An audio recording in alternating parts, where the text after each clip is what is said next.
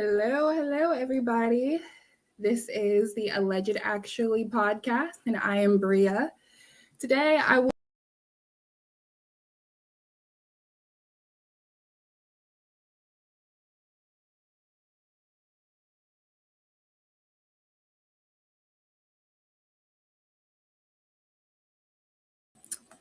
Here I am. Oh my goodness, this is close, but here I am.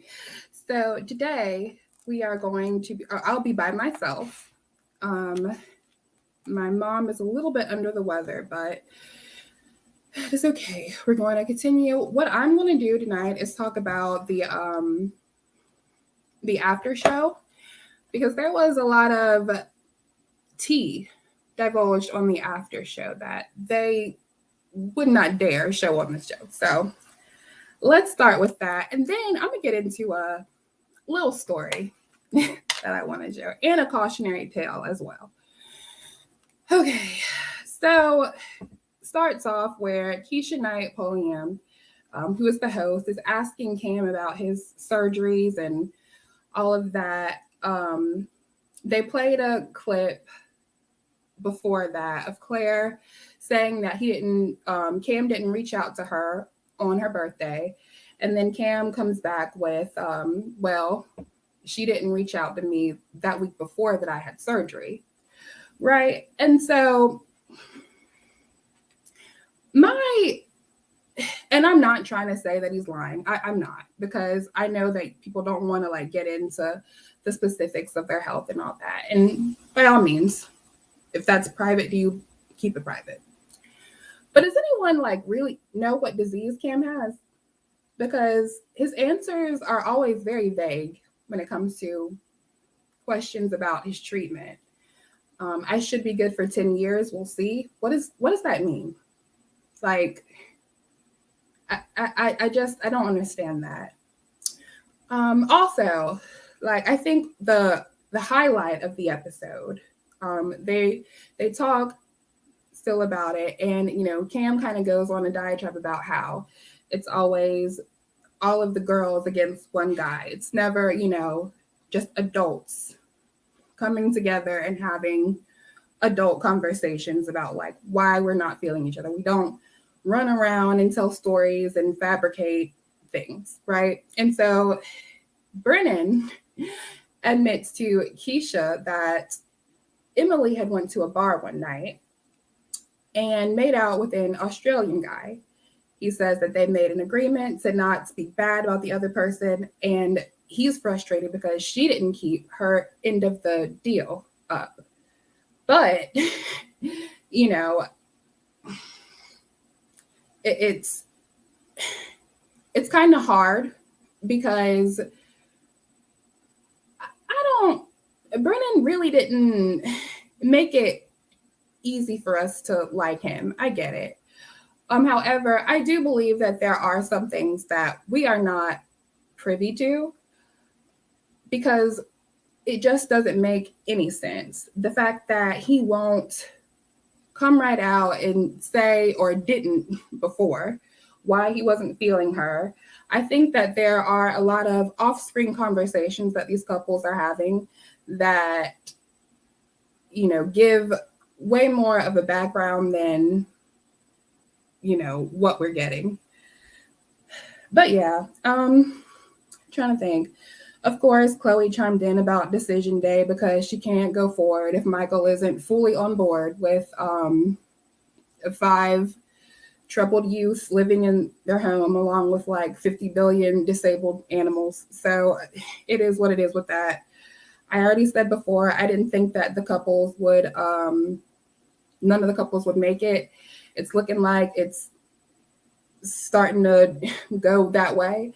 I had a little bit of hope for Michael and Chloe, but of course, in typical producer plant fashion, she gives us the drama at the last minute and she's not going to say yes. So here we go. All right. Now, and that was kind of it for the after show. They really didn't get into a whole lot more. all of the stories are overplayed now at this point.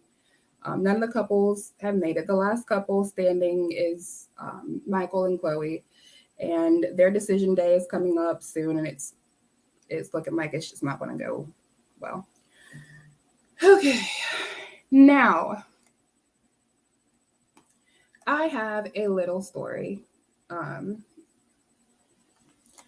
And this is kind of like also a cautionary tale, because there's like an overwhelming message out there to settle, right? Especially for Black women.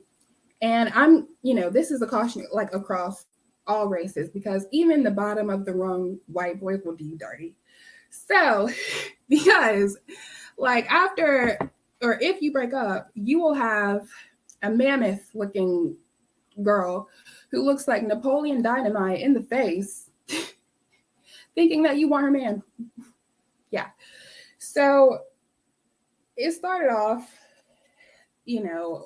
maybe I think it was January, you one random night, your ex who, you didn't work out as partners, but it's a cool person to kick it with. One night, y'all just chilling, whatever, vibing.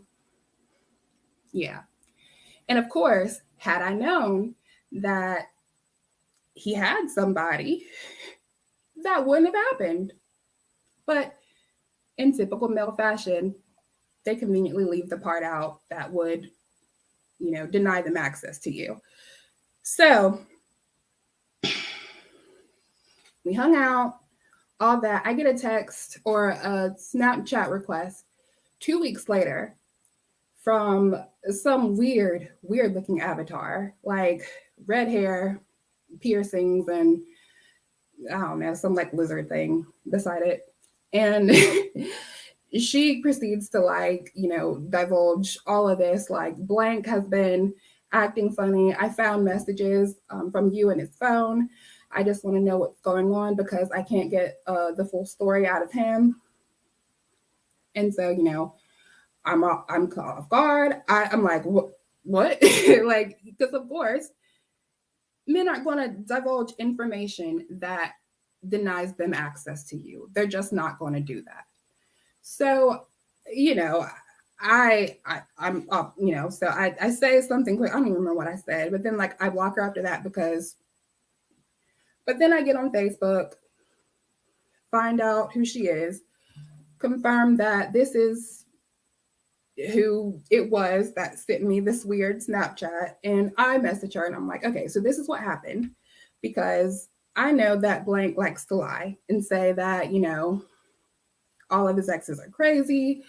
They don't, So, and I was not about to be that in one of his stories. So I told old girl what happened.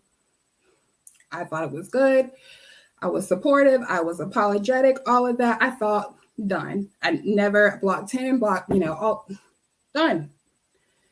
And then I get a message, I think maybe 3 weeks had passed after that, on Valentine's Day, asking if he had hit me up.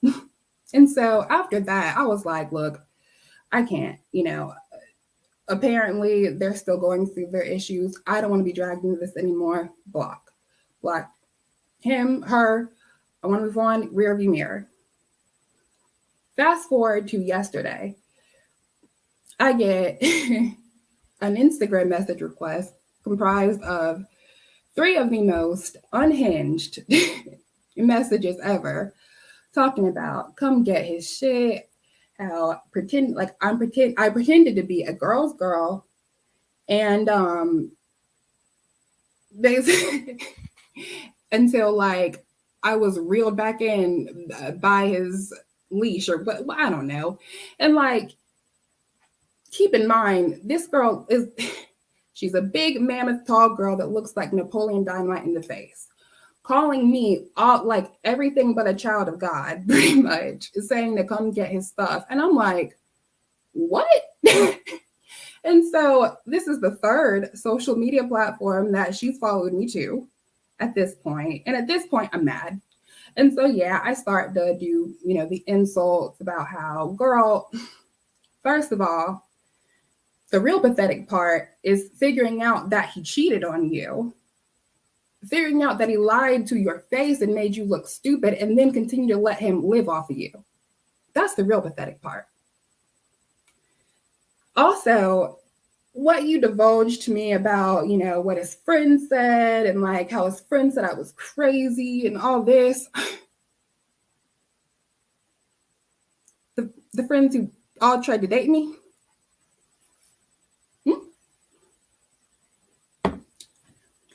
Those friends have never seen. Every time I was around them people, like I was straight faced on my phone looking cute. Like I wasn't, they never saw me pop off about anything. So the fact that they're saying that lets me know that blank told them to say that. Lets me know that, because quiet as it's kept, blank really don't have no friends. He has customers. And of course, they're not going to disappoint the person who's supplying them with what they need. So it's just, but it's like, that deep down, that. And the reason that you did that was because you couldn't fathom why he wouldn't be over here. That's the real tea. You can fool yourself and think and like call and listen to him and pillow talk with him, calling all of the exes crazy and that he chose up when he got with you just so you can validate yourself to make you feel better. But we all know the truth, sweetheart. You're letting him live off you. And I'm just saying, don't like, women, like, don't ever do that, right? Now, if it's a girl that you can see, you have solid proof that she keeps messing and just will not let it go. No, but if you don't, and you're just like unhinged coming at, like, that makes you look so crazy. And that tells that girl everything you don't want her to know, pretty much.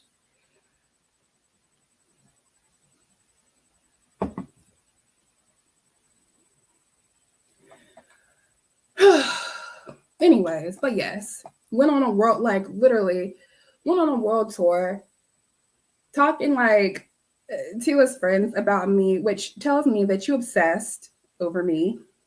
And that's weird because this entire time I was literally moving on. I'm talking to somebody right now who I think is literally great. I am not thinking about either one of y'all.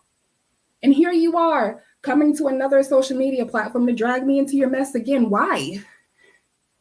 Do you want to talk to me that bad? If you wanted to be my friend, all you had to do is say it. And I wouldn't, because I'm not friends with any of my ex's current girlfriends, or especially anyone that lets my ex lay up and pillow talk and grin in his face because you feel like that makes you look good. Why? Like what? Like, but the real tea is that you can't fathom why he wouldn't be over here. He's not at all. And he could never touch me ever again after I found out that's. But like, the funny thing too is like, you never brought up his family. Because Mama Billy, she'll tell you, at her 50th birthday, when he brought me around, like, I mean, she couldn't even really, they couldn't even, the attention was on me. She called Lord forgive me. She called blank the next morning, because nobody knows who I am. She called blank the next morning and was like, it was my milestone birthday, but everybody was talking about your girlfriend, the one that he never dated. Or how Big Daddy Eddie and Stepmommy Meg couldn't believe it. Like, what? Don't try me, okay? Don't try me. Anyways, I blocked a third account of yours. And if you contact me again, I'm going to the magistrate. You know who you are. I'm not saying your name because I don't want to send people after you, but you know who you are. All right. That's all for the mass recap and Bria's little rant and, tirade. But that's it. So like, comment, subscribe, and yeah, let me know what y'all think. To all the subscribers that are here and not hate watching, I love you. I see you. I'm grateful for you, and I'm thankful for you. Bye.